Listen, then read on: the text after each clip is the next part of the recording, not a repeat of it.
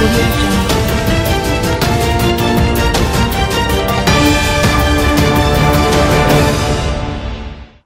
Selamat pagi, kembali lagi bersama saya Leni Kartika dalam Maxco Futures News. Berikut adalah berita seputar dolar dan emas untuk hari ini. Dolar Amerika Serikat ditutup tergelincir ke level terendah dalam 8 minggu terakhir dalam perdagangan Kamis 5 Maret 2020 waktu setempat.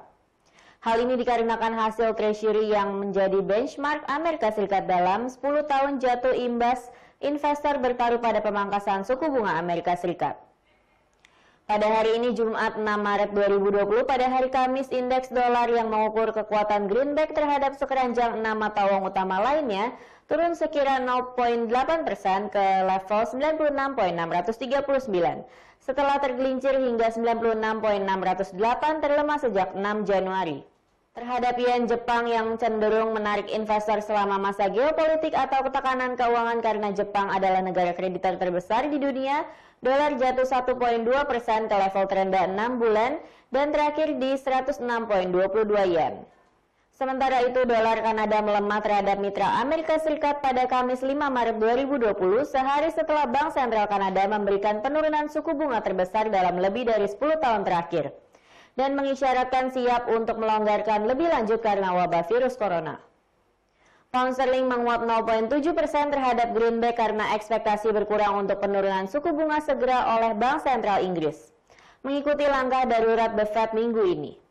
Gubernur Bank of England yang akan datang Andrew Bailey mengurangi ekspektasi pemotongan antar pertemuan pada Rabu malam 4 Maret 2020 mengatakan kepada anggota parlemen bahwa Bank Sentral harus menunggu sampai bank tersebut memiliki kejelasan lebih lanjut tentang dampak ekonomi dari wabah corona. Harga emas melonjak ke level tertinggi lebih dari 1 minggu pada akhir perdagangan Kamis waktu setempat atau Jumat waktu Indonesia bagian Barat. Kondisi itu terjadi ketika kekhawatiran atas penyebaran global virus corona mendorong para investor lebih banyak melirik safe haven dan harapan pelonggaran kebijakan moneter lebih lanjut oleh bank-bank sentral utama. Pada hari ini Jumat 6 Maret 2020, kontrak emas paling aktif untuk pengiriman April di Bursa COMEX melonjak $25 atau 1,52% menjadi $1.668 per ounce. Karena investor beralih ke pembelian safe haven di tengah kekhawatiran COVID-19. Emas berjangka turun tipis $1,4 atau 0,09% menjadi menetap di level $1.643 sehari sebelumnya. Sementara itu di pasar spot harga emas naik 1,9% menjadi diperdagangkan di level $1.666,16 per ounce.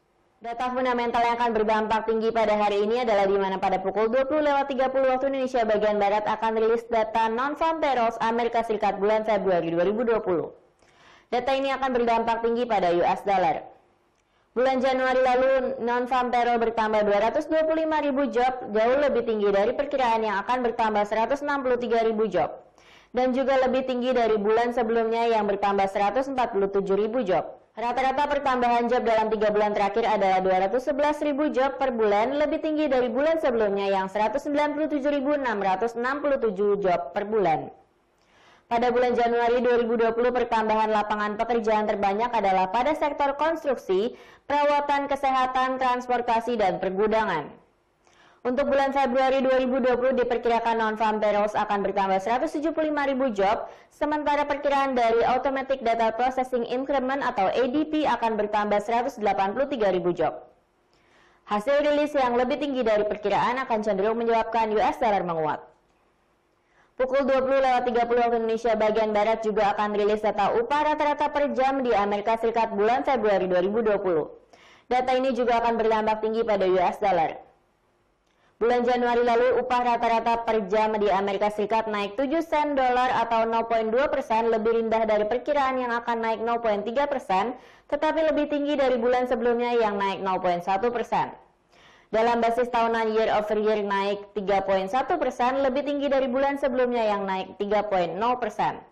Untuk bulan Februari 2020 diperkirakan upah rata-rata per jam akan naik 0,3%. Hasil rilis yang lebih tinggi dari perkiraan akan cenderung menyebabkan US dollar menguat. Pada waktu yang sama yaitu pukul 20.30 waktu Indonesia bagian Barat juga akan rilis data tingkat pengangguran di Amerika Serikat bulan Februari 2020. Data ini juga akan berdampak tinggi pada US dollar. Bulan Januari lalu, tingkat pengangguran di Amerika Serikat naik menjadi 3,6%, lebih tinggi dari perkiraan 3,5% dan yang tertinggi dalam 3 bulan terakhir. Sementara tingkat partisipasi bulan Januari 2020 berada pada angka 63,4%, tertinggi dalam 2 tahun terakhir. Untuk bulan Februari 2020 diperkirakan tingkat pengangguran akan tetap 3,6%. Hasil rilis yang lebih rendah dari perkiraan akan cenderung menyebabkan US dollar menguat. Pukul 20.30 waktu Indonesia bagian Barat juga akan rilis data employment change dan tingkat pengangguran di Kanada bulan Februari 2020. Data ini akan berdampak tinggi pada Kanadian dollar. Tingkat partisipasi bulan Januari 2020 berada pada angka 65,4%, terendah sejak bulan Desember 2018.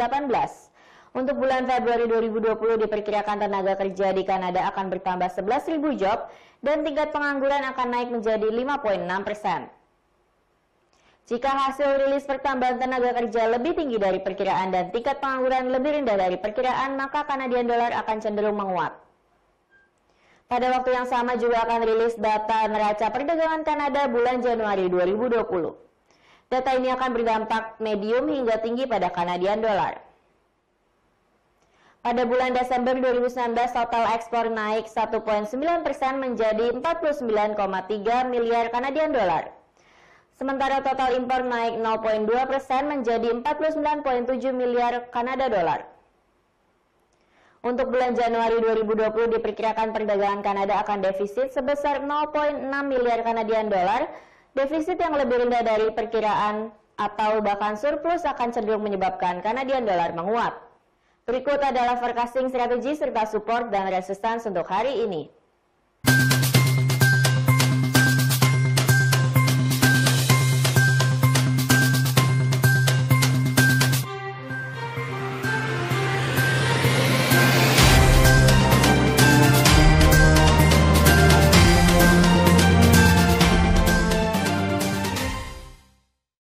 Sekian berita untuk hari ini, terima kasih atas perhatian Anda dan sampai jumpa.